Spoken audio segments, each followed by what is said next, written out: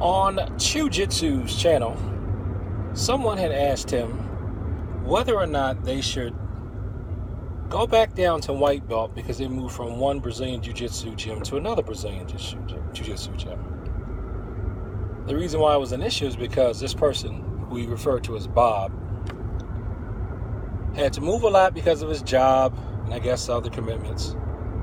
And so he was constantly having to start over. And he'd gotten up to blue belt at one place, and this new place he went to wanted him to start back over again at white belt. Bob had a problem with that. Well, I know that Bob didn't ask me, but this is something I'll tell all the Bobs out there. If you go into somebody's gym, you play by their rules. Simple as that. They want you to start over at a lower rank, you start over again at a lower rank. I know it's frustrating, I know it's irritating and annoying, but I've done it. I've done that plenty of times for the same reasons as Bob.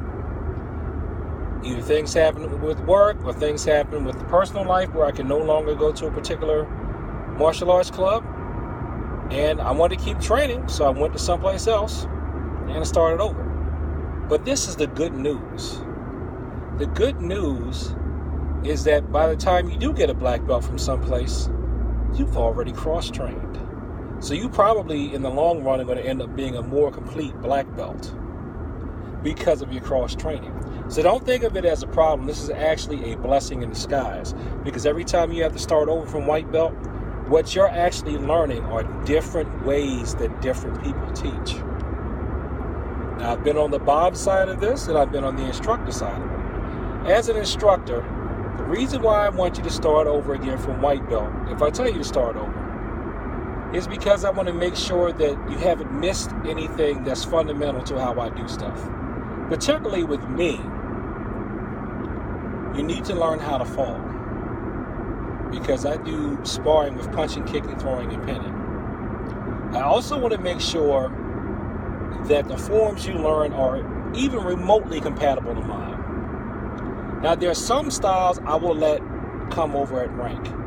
So far, I have not made Chang Do Kwan Taekwondo people start over, and I've let Tang Soo Do people come over at rank, but with the understanding that they have to learn my forms. And that's because it's been my experience that with Chang Do Kwan, they have the same forms, they just have to learn variations. And they've done some grappling cross-training. Same thing with Tang Soo Do people. Well, the Tang Soo Do forms are mostly different with the exception of Pinan Nidan, which is also Wanyo. They're the same form. There's like one or two different moves, different tops. But it's easy for them to switch from Tang Soo Do to Sisu Ryu Taekwondo. I know because that's what I've done.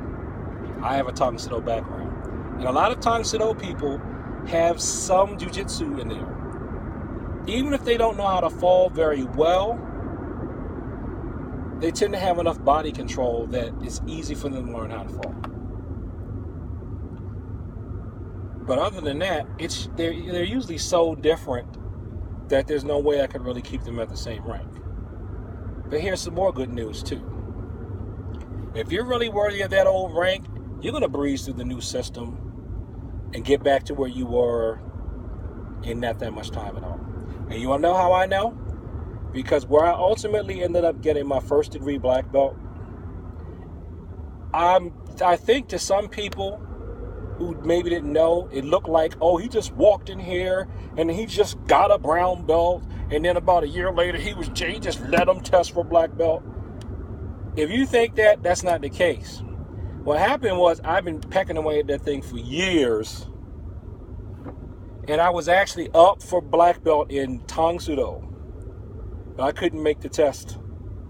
Not that I couldn't pass the test, I couldn't get away to grade like the teacher wanted me to. He didn't want me to take the local test. He wanted me to go off in the mountains and take the test at their mountain retreat and pay the money. So I would have had to pay for the mountain stay and go off and take the test there. I couldn't do that at the time because I couldn't afford to pay $300 something, $400 something in what was this, year 2000 something money. I couldn't do that and be away from my kids for that long at the ages that they were. That was not going to work. No way. My daughter and my son would have had a fit. Now, they're like, Dad, when you going again? We're tired of it. But back then, no. And it didn't, I don't think I could have brought my wife along either. No. That would not have worked. No. When I did go up in the mountains in 2016, paid some money using our income tax return, that was for something different. There was no ranking involved. And my wife came with me. That was just for a weekend. That was fine. My wife came with me. And when we got back, my son was like, because he's in his 20s, and he's like, man, what you doing home? I was having fun. You know, someone kept my daughter. So I couldn't do it. So Bob and all the other Bobs out there, I understand, but trust me. Again, I'm going to say this, and I'm going to end this video because it's getting long. You're starting over again. It's just going to make you that much better when it's time for you to teach, because you're going to have that many more different perspectives on how to design the curriculum. So basically, it's a blessing in disguise, not an inconvenience, and you'll be better for it in the long run. Peace.